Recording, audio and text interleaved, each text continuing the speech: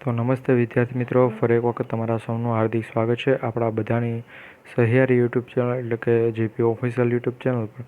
તો શિક્ષક ભરતીના તમામ ઉમેદવારો હોય, મેં અહીંયા લખેલું છે તમામ માટે સારા સમાચાર છે એટલે લાવ્યો છું. ટેટ 1-2 માટે પણ છે અને ટાટ 1-2 માટે પણ છે. ટેટના ઉમેદવારો અને ટાટના ઉમેદવારો માટે નવી ભરતી પણ છે અને જો ઓછા માર્ક્સ હોય ને તો એનું સિલેક્શન પણ થઈ જાય એ પ્રમાણે પણ માહિતી છે. અને જે પણ 11-12ના ઉમેદવારો છે એ બધાનું FML ક્યારે જાહેર થશે એની અપડેટ પણ આપીશું. તો વિડીયોમાં છેલ્લે સુધી બની રહેજો. આજે તમને ખબર હોય તો મિત્રો, આજે 5 તારીખ છે અને 4 તારીખના દિવસે મિટિંગ બેઠેલી હતી શિક્ષણ વિભાગની. એનો ફોટો પણ તમે ઘણા યુટ્યુબ ચેનલ પર જોયેલો છે. એકને એક ફોટો ઘણી વખત મૂકવાથી આપણી ચેનલ કોપીરાઇટ આવી જાય, એના કારણે આપણે ફોટો નથી મૂકેલો. તો તમે જોઈ શકતા હશો યુટ્યુબ પર એ ફોટો પણ. તો આપણે આજે વિડીયોમાં વાત કરીશું કે ભાઈ શિક્ષક ભરતી બાબત શું મોટા અને મહત્ત્વના સમાચાર છે, ટાટ 1-2 માટે શું સમાચાર છે અને ઓછા માર્ક્સ કઈ રીતે તો વારો આવશે, કારણ કે એ પણ તમને જણાવ્યું છે. તો વિડીયોમાં છેલ્લે સુધી બની રહેજો. અને જો તમે આપણી ચેનલને સબસ્ક્રાઈબ નથી કરી તો સબસ્ક્રાઈબ પણ કરી લેજો, જેથી કરી અમે આવી અપડેટ છે એ તમારા સુધી પહોંચાડતા રહીએ. તો હવે સમય ન બગાડતા આગળ વધીએ. જે ઓફિશિયલી માહિતી છે નવી ભરતી બાબતની એ પછી તમને બતાવીશ. પહેલાં ઓછા માર્ક્સ તો કઈ રીતે વારો આવશે. તો ભાઈ પહેલાં 24,700 શિક્ષકોની ભરતી આવેલી છે.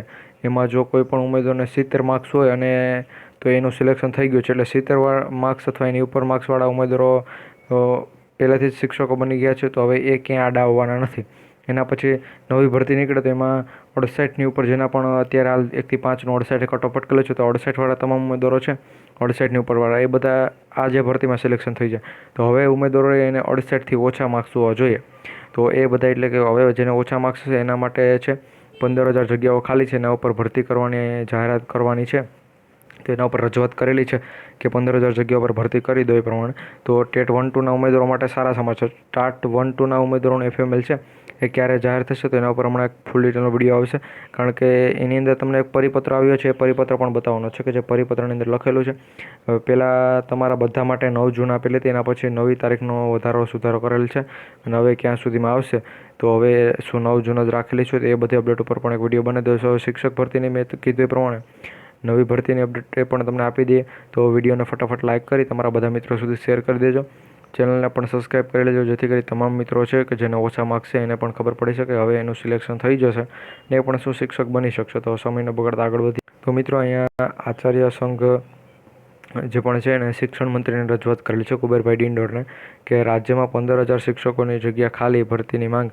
એટલે એક વિડીયો ટૂંક સમયની અંદર વાયરલ થયો હતો કુબેર ડિંડોર સાહેબનો, આપણા શિક્ષણ મંત્રીનો.